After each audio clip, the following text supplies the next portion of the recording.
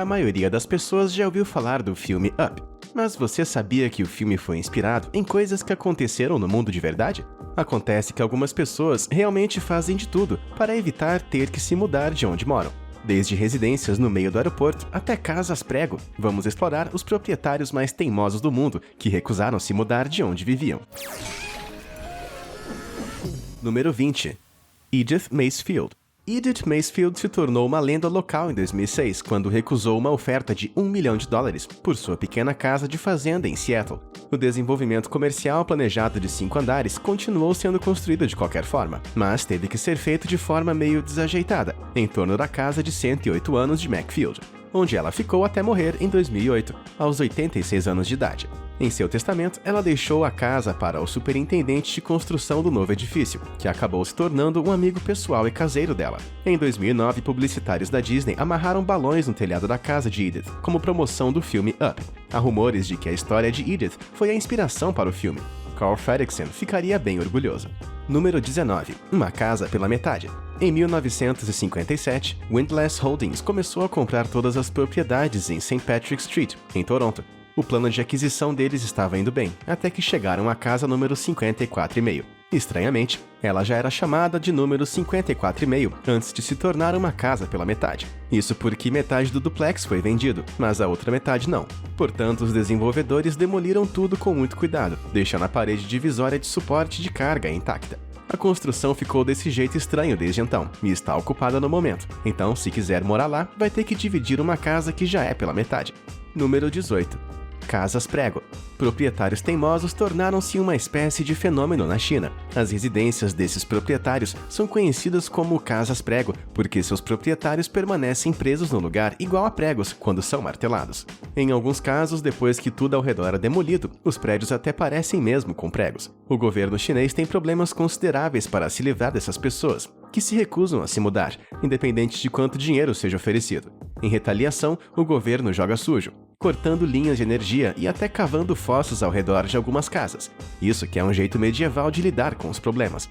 Número 17. Agricultura aeroportuária. O aeroporto de Narita, o principal aeroporto internacional de Tóquio, teve uma inauguração polêmica em 1978, quando foi construído apesar dos protestos dos fazendeiros locais.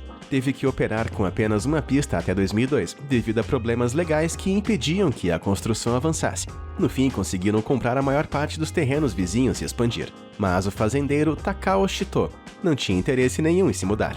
De forma bizarra, a rota que leva à pista foi construída para contornar a fazenda de Shito, que fica bem no meio do aeroporto. O homem de 68 anos acessa a fazenda por túneis subterrâneos e, pelo visto, tem um bom par de protetores auriculares. Número 16. Casa na estrada. Esta casa em Xangai ficou por mais de 10 anos onde estava depois que os planos para construir uma estrada por lá foram anunciados. A família de 7 pessoas que morava na casa não achava que o governo estava oferecendo dinheiro bastante para se mudarem, então ficaram onde estavam. Naturalmente, a estrada foi construída em torno da casa. O tráfego constante era barulhento demais e a porta da frente ficava a apenas 90 centímetros da estrada, mas não deixava de ser a casa deles, não é? Número 15. Casa Sanduíche. Mary Cook comprou sua casa na West Avenue, em Manhattan, quando as moradias na área ainda eram acessíveis. Quando um fluxo de pessoas ricas fez com que blocos de apartamentos modernos começassem a surgir em ambos os lados de sua casa, Mary seguiu recusando as ofertas para vender a sua casa. Então, agora essa pequena e velha casa de Nova York segue lá, presa entre 2 enormes prédios, tipo Tom Cruise em um jogo de basquete. Número 14. A igrejinha fiel à sua localização. Essa casa em Washington Heights, Manhattan, é um reduto de uma época diferente, quando Manhattan tinha casas geminadas e isoladas nas ruas, em vez de intermináveis prédios de apartamentos. Ela sobreviveu até a era moderna, graças ao seu uso atual, como uma igreja. Eu que não me vejo rezando em um lugar assustador como esse. Número 13. Ovelha negra da vizinhança. Em Suzhou, na China, em julho de 2013, um único proprietário se recusou a vender propriedades para as pessoas que esperavam revitalizar o seu bairro com apartamentos de luxo. Agora, essa casinha estranha que antes se encaixava tão bem em seu bairro se destaca, como um pedaço da história. Claro, uma história monótona e cinzenta, mas ainda assim uma história. Número 2. Cocking contra o mundo. Vera Cocking e seu marido compraram essa propriedade em Nova Jersey em 1961, como uma casa de veraneio. Nas 3 décadas seguintes, eles recusaram várias ofertas de compra da casa, levando o proprietário da Penthouse Magazine, Bob Guccione, a começar a construir o seu novo hotel-cassino em volta da casa deles. Mas quando Guccione ficou sem dinheiro em 1980, a construção parou. A casa foi cercada por andaimes feios até 1993, quando Donald Trump tentou comprar a propriedade da Cochin. Ele pretendia expandir o seu cassino e hotel nas proximidades e construir um estacionamento para limusines. Mas nem assim, sob a influência das equipes jurídicas de Trump, a cidade tentou condenar a casa. Mas Cochin, teimosa como uma mula, lutou contra o governo e venceu, morando lá até 2010. Número 11. Up da vida real. Em 2011, a Portland State University conseguiu convencer todos em uma rua a sair de suas casas para abrir caminho para seu novo projeto de construção. Bem, todos exceto Randall Ecker. Randall havia comprado e reformado recentemente sua casa e não tinha vontade nenhuma de sair de lá. Infelizmente para a universidade, Randall também era advogado. Ele lutou contra eles durante todo o caminho, e agora existe uma casinha pitoresca de 1800 no meio dessa área de residência estudantil. Ciente da semelhança de sua situação com a casa de Up, assim como o caso de Edith Macefield, Ecker colocou 400 balões em sua chaminé para celebrar sua vitória em grande estilo. Número 10. Rua dividida. Uma empresa chinesa de construção de rodovias definitivamente deveria ter contratado um advogado antes de embarcar nesse projeto em 2016. Afinal, as leis de propriedade chinesas não permitem que empresas privadas obriguem os proprietários de casas a deixarem suas propriedades até que o aluguel de 70 anos do terreno termine. A recusa do dono da casa em se mudar, a menos que as altas taxas cobradas fossem cumpridas, poderia ter causado o congestionamento do século se a rodovia tivesse sido aberta. Mas espera aí, podia ter um estacionamento no meio da avenida. Número 9. Mini casa de prego. Essa casa de pregos menor e menos alta interferiu na construção de uma estrada em Nanning, na China, em abril de 2015. O proprietário se recusou a chegar em um acordo com as autoridades sobre a indenização que iria receber pela demolição. Assim, apesar da rua ter sido totalmente reformada, a casa ficou por ali. Número 8. Boteco Prego. O terreno ao redor de um bar na Carolina do Norte, chamado de The Thirsty Beaver, foi vendido para um conglomerado de construção em 2015, mas não importava a oferta. The Thirsty Beaver não seria forçado a sair. O minúsculo bar pertenceu à família do proprietário George Salem por gerações, e George não iria atrair os seus clientes habituais. Então, como você provavelmente já deve ter adivinhado, a construtora começou a fazer tudo em volta do bar. Então, agora o The Thirsty Beaver está lá bem escondidinho no meio de outras construções enormes. Um brinde à resistência. Número 7. Probleminha. No início do século XX, a família Wickham decidiu construir uma grandiosa loja de departamentos no East End de Londres, para rivalizar com a Selfridges. Mas eles foram frustrados pela família Spiegelhalter, relojoeiros e joalheiros de profissão, que recusaram a vender um pedaço de propriedade que era fundamental para os planos arquitetônicos de Wickham. Os Wickhams foram em frente e construíram sua loja de qualquer maneira, como um projeto de 2 partes que deveria ser unido mais tarde, quando os Spiegelhalters vendessem o local ou morressem. Mas a loja Spiegelhalter durou mais do que a Wickhams, que fechou nos anos 60. A verdade é que as duas já viram dias melhores, mas a história desse edifício bizarro continua viva em Londres. Número 6. Perdendo a razão. Ruian, a casa de Zheng Meizhu na China, resume as definições de casas prego. Depois que o espaço foi liberado para uma praça comercial em 2013, tudo que restou do bairro de Meizhu foi sua casa. Ela se recusou a se mudar porque achava que o governo estava errado, embora ela morasse na casa há apenas 1 ano. Ela continuou morando na casa mesmo depois que sua água e eletricidade foram cortadas. Quem precisa de Netflix quando você tem a emoção de saber que sua casa pode ser demolida a qualquer minuto? Número 5. Vista panorâmica.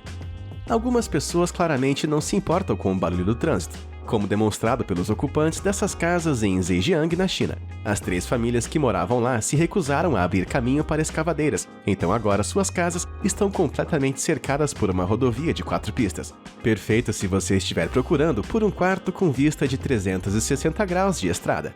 Número 4. Rei da Montanha. Em 2004, parecia que nenhuma quantidade de dinheiro poderia convencer a família Wu de Chongqing, na China, a se mudar da casa em que moravam há 3 gerações. Ninguém se importaria se isso não significasse que um shopping center de 6 andares teria que ter a construção interrompida.